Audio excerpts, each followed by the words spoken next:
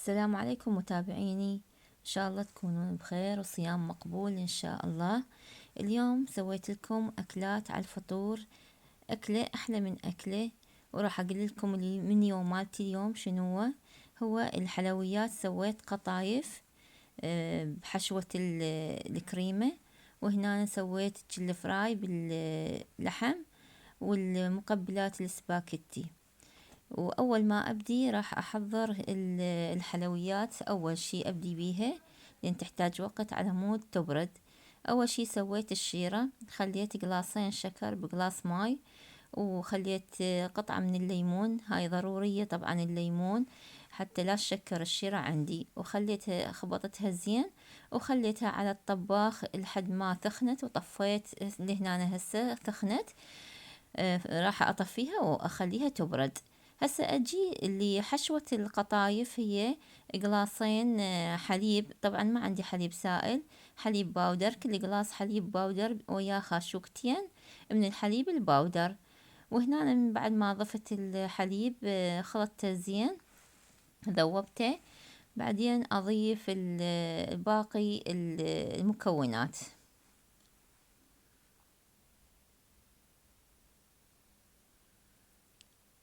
وهنا عندي المكونات: خاشوقتين نشا، خاشوقتين سميد، خاشوقتين طحين، خاشوقتين شكر. هنا عندي علبة قشطة همينة راح أضيفها إلها، وعندي خاشوقة مال شاي من الفانيلا. وإذا ما عندكم فانيلا تقدرون تستبدلونه بالماي الورد. وراح أكتب لكم مكونات الحشو القطايف بالصندوق الوصف حتى لا تنسوها. هسه راح أخلط المواد كلها زينة على البارد، بعدين أروح أخليها على الطباخ وأسوي هنا في طريقة المحلبي. طبعا الشكر خليت بيه قليل، يعني خاشوقتين على مود بعدين راح أخلي شيرة فما يحتاج شكر هواي. هسه خليته على الطباخ، وراح أبقى أحرك بالمقدار لحد ما يثخن وأشوف الفقاعات تطلع أطفيها نفس طريقة المحلبي. هسه هنا جهز عندي وخليته بهذا الماعون راح يبرد. راح أجي أوضح لكم طريقة عجينة القطايف. هنا أنا عندي قلاص ونص، خليت قلاص ونص من الطحين، طبعا نفس القلاص أقيس بيه باقي المواد.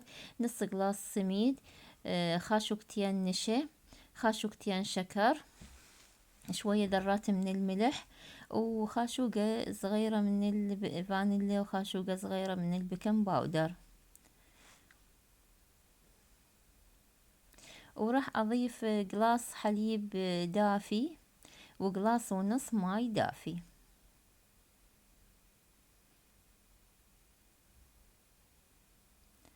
هسه هنا كملت. هسه راح أبدي أخلط المواد خلطة زينة لحد ما تذوب كل المواد بيها.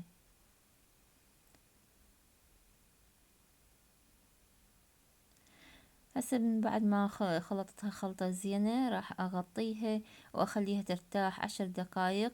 بين ما هي ترتاح راح أشوف غير شغلة. هنا راح أحضر الفراي، وهو اللي لحم قطعته بهذا الشكل مكعبات راح ومغسول.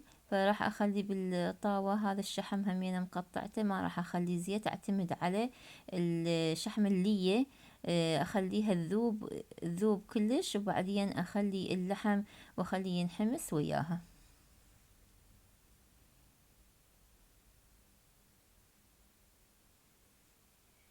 أخلي على الطباخ لحد ما يذوب كلش ويصير عندي هنا شلون الدهن، فأحمس اللحم بالدهن مالت اللية. هسه هنا ذاب عندي الشحم، راح أضيف اللحم.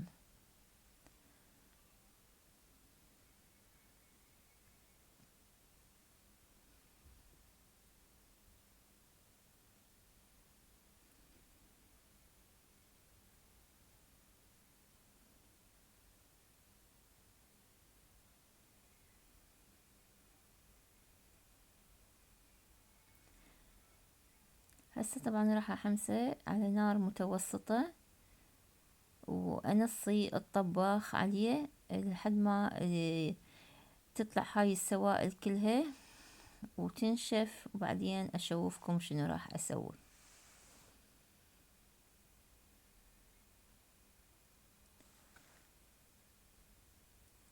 هنا هسه راح أغطيه وأرجع للقطايف. راح أشكل أقراص القطايف، أخلي الطاوة هيك على النار بدون زيت، أخليها تحمى، وبعدين أنص الطبخ أخليه على نار وسط، وأخلي أسويها على شكل أقراص، طبعا بس من جهة واحدة أخليها، الجهة الثانية ما أخليها على ما أقلبها على الطاوة، حتى شنو من أخلي الحشوة تلزق. هاي شوفوها بس من جهة واحدة، بس لا تخلوها على نار عالية، على نار وسط. هنا هسه راح أحشيها، طبعا هاي الحشوة اللي سويتها وياكم هسه أحشيها وألزقها. شوفوا شلون طريقتها، هيك أسويها.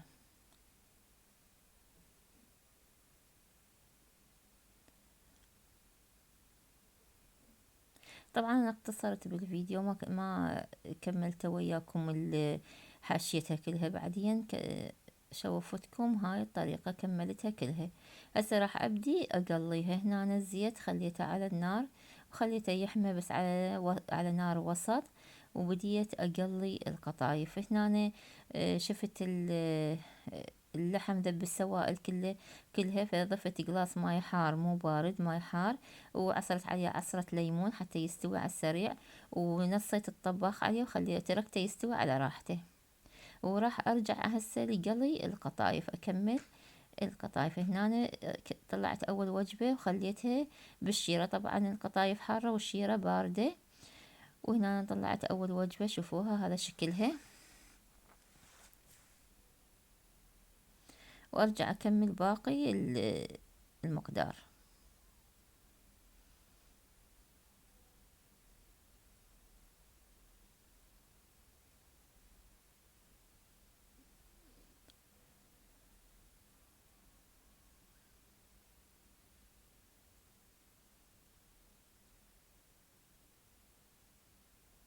وهاي شكلها شوفوا.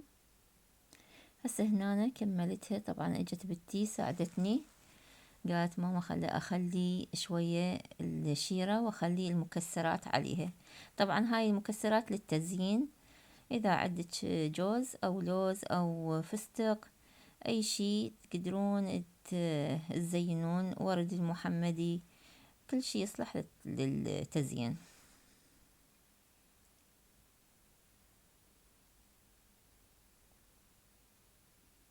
وهاي شوف شكلها النهائي.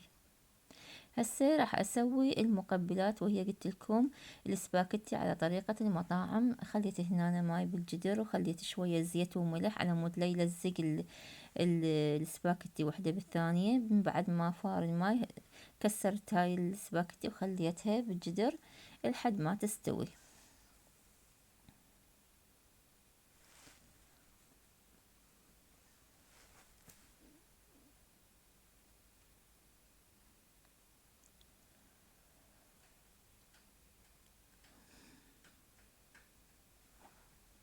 خليتها هسه على ما تستوي، جيت شفت اللحم، شفته لقيته مستوي، فخليت هذا الملح، وخليت بعد اكثر على مود ينشف هذا، يعني ينشف الماي مالته.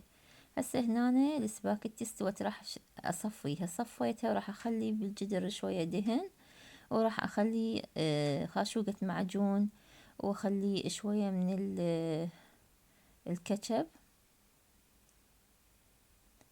وراح امطيه حمسة زينة بس على نار وسط حتى لا يحترق المعجون. وضفت له شوية من الكمون وشوية من الملح وشوية من النعناع المجفف. طبعا هنا عصرت ليمون، ونسيت اعصر الليمون، بعدين عصرتها عليه على السباكيتي من استوت، بس هو لازم هنا الليمون شوية تعصرون عصرة ليمون بيها تعطي نكهة حلوة. وهنا خليت هسه السباكيتي وخبطتها حتى يتجانس الصلصة وياها، وخليتها شوية على النار. هنا طبعا اللحم استوى. هنا عندي بصل مقطعته جوانح، بصلاية كبيرة هيك قصصتها وخليتها هسه على اللحم. طبعا اللحم هنا استوى. أخذ من عندي وقت الاستواء ساعة كاملة. وهنا أنا خليت بهارات الكركم والكاري بس، ما خليت أي بهارات غيرها. وهسه راح أخلي عليت النار من بعد ما استوى اللحم، وراح أخليها على الطباخ ينحمس اللحم ويا البصل. وهنا السباكيتي كملت. وطماطة هنا طماطيتين قشرتهن وقصصتهن بهذا الشكل. وهمين أخلي من بعد ما استوى اللحم والبصل خليت الطماطة عليها، وهذا الشكل السباكيتي. وعندي بوتيتا هنا همينة مقليتها على صفحة، وخليتها ويا الحمص مالت اللحم، وخليت خاشوقة من المعجون، وضفت نص قلاص ماي حتى يصير بيه صلصة، حتى ما ينشف زين. هسه راح اخليها مدة 5 دقايق على نار ناصية، وبعدين ارجع اشوفها. هسه هنا استوت، طبعا استوت.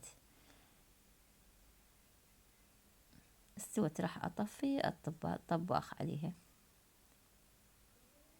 وهنا كمل اكلنا والحمد لله والشكر، وسهمكم العافية، ومع الف سلامة.